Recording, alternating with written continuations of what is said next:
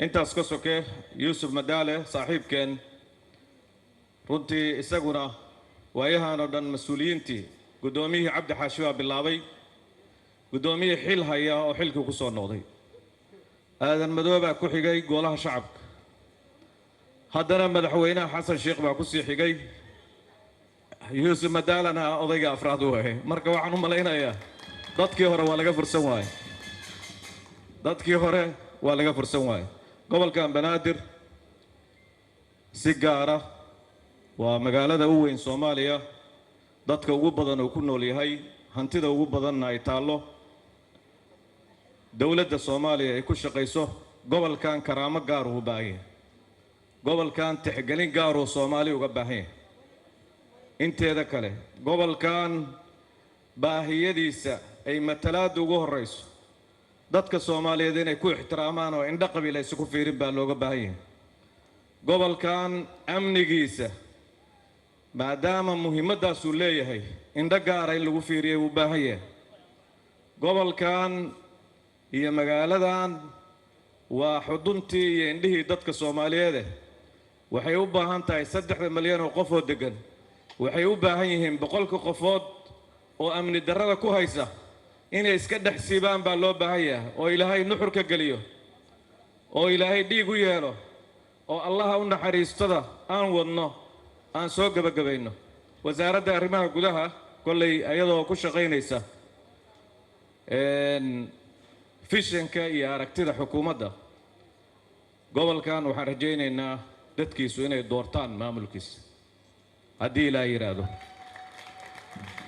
in gudoomiyaha Xamarweyne sanduuq loo dhigo kan Shangaani sanduuq loo dhigo kuwa kale sanduuq loo dhigo sidaasaana runtii ay tahay midda dhalinyaradu hoggaanka ay ku qaban karaan midda looga fursan karo waxyaalaha jiro dhan waxaan runtii rajaynaynaa in 4 sano oo aan joogno Ilaahay idankiis inay suurto gasho way kala duwan tahay maqaamka oo dastuur iyo baarlamaan ku xiran iyo doorasho dadku ay soo doortaan dadka matalaya way kala duwan tahay qofkii intaas hadhow muran gelin doono aad bay u kala duwan tahay marka waxaan rajaynaynaa maamulkiisa iyo booliskiisa iyo kulli runtii in laga wada shaqeeyo saraakiishu way joogaan shaqo fiican way qabteen waxaan rabaa inaan u duceeyo Ilaahay ha ku fududeeyo dhaho gudoomiyaha waxa weeye mas'uuliyad adag baad qaaday mas'uuliyad dad badan ay ku soo hanqaltaagayaan mas'uuliyad wax qabad badan laga sugayo mas'uuliyad aan rabno Ilaahay idankiis gobolkan xayndaabkiisa inuu xirto asagoo amni ah asagoo ma aragtay jidadkii bacaadka ahaa xaafadaha ku dhex yaalay maahan jidadkii hore waa la dayactiray laakiin hadda waxaan u baahanaa magaalada caasimadda bacaadka inay ka baxdo marka waxaan rabaa hadalka inaan ku soo dhaweeyo ra'iisul wasaare ku-xigeenka mudane xildhibaan Saalax xildhibaankii waa senator buu ahaa laakiin hadda waa taas waa laga soo tagaa waxaa laga digayaa in qoysas ay abaartu xoolo tirtay oo beeruhu ay ka abaarsadeen